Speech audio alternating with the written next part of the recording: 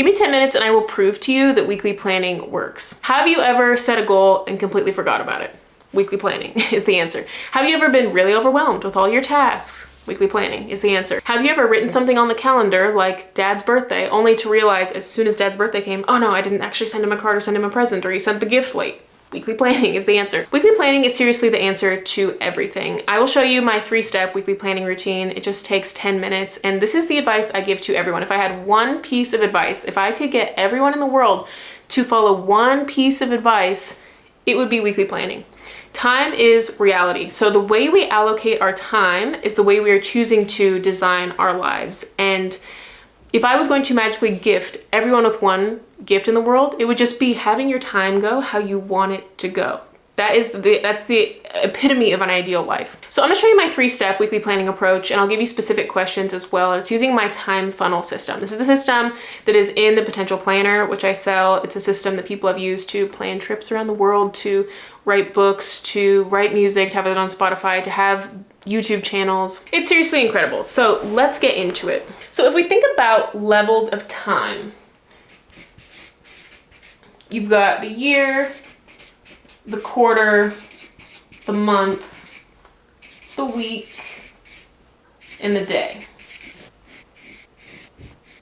So this is what I call the time funnel. Now, this process that I'm about to describe to you could be used for yearly planning, or if you want to do like a quarterly CEO session or monthly planning, it could be used for any of those. I'm going to talk about weekly planning in this video because that's the one that I feel like has the most bang for your buck. If you're just going to do one, do weekly planning. So one of the first things that prohibits people from reaching their goals is they don't realize actually how much progress they're making. Our brains are wired to focus on the negative things. So we just see all the times, I didn't quite do that as well as I wanted. I didn't achieve as much as I wanted. But we need a way to actually go back. We need a way to be proud of ourselves, to actually reflect, to actually list out, these are the amazing things that happened. And when you do that, that gives you a little bit more self-belief as you cast into the future.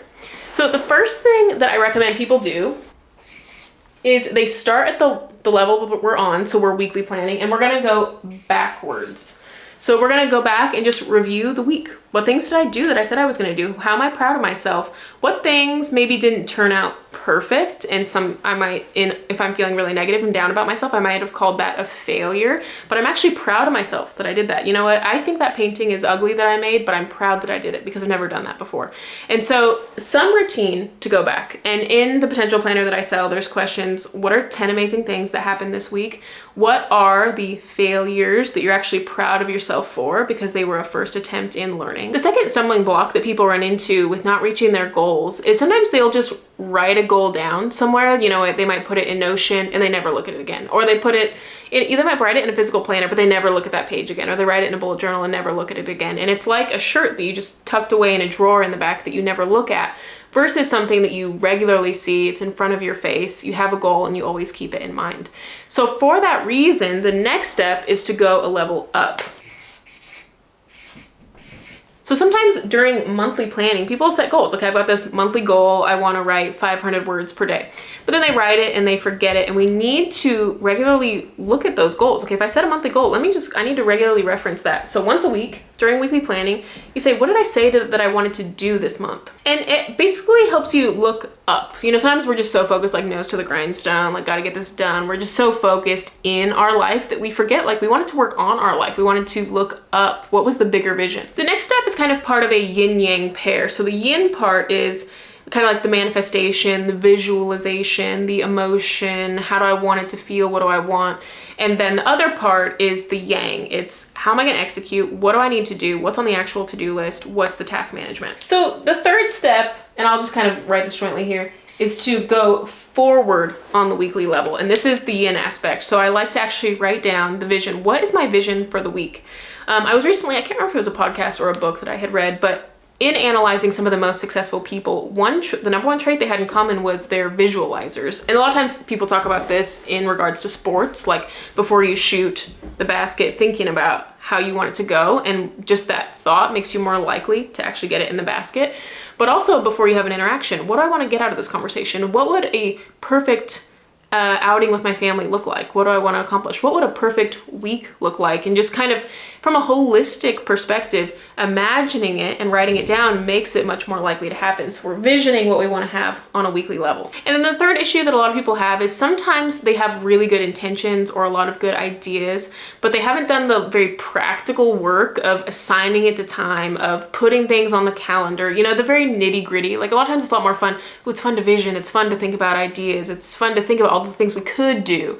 But then the actual nitty gritty of like putting it on a calendar and like executing it is a lot less fun, kind of this yang aspect, but it is so important. And a lot of times tasks can crowd out things. Like you might have these meaningful goals, these meaningful projects, but the chores and like the daily minutia of life is just suffocating it and crowding it out. So we need to have a way to minimize all of those things, which I will talk about more specifically in the next couple videos. And we need to maximize the things that are really meaningful to us. So then we go down a level. So this is where you chunk it out and you make it a lot more specific. And I think of this in two areas of life.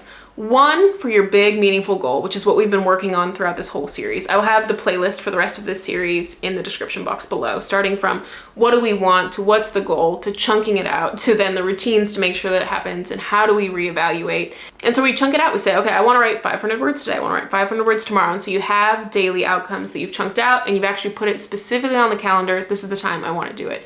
And additionally, all the other tasks. Sometimes I like the getting things done trigger list, which I will go more into in the next couple videos. Looking through that trigger list, going through what all do I need to do this week and emptying our mind completely what tasks do we need to do and making them as quick as possible. All the chores, we don't need to do our chores perfectly. Like if it's not a priority, we're trying to minimize the time spent on that thing. I call them minimum viable routines. And this is a time for scheduling in minimum viable routines, which I'll go into more in next videos. And so if you've gone back, looked at the past, made sure you don't repeat the same mistakes over and over and over, you've gone to the future, so you know this is what I envision and this is the life I want to design. You go up to make sure there's top-down alignment and it's in alignment with your bigger vision. You go a level down to make sure it's nitty-gritty and the tasks are taken care of. That is a fully formed planning routine and it's just 3 steps. Now you can expand it and you can make each of these steps several questions, or you can minimize it and make it just one basic question for each of these.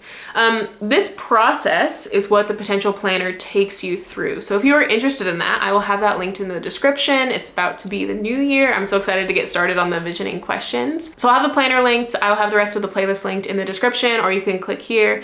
Thank you so much for watching. I'll see you guys in the next one. Bye.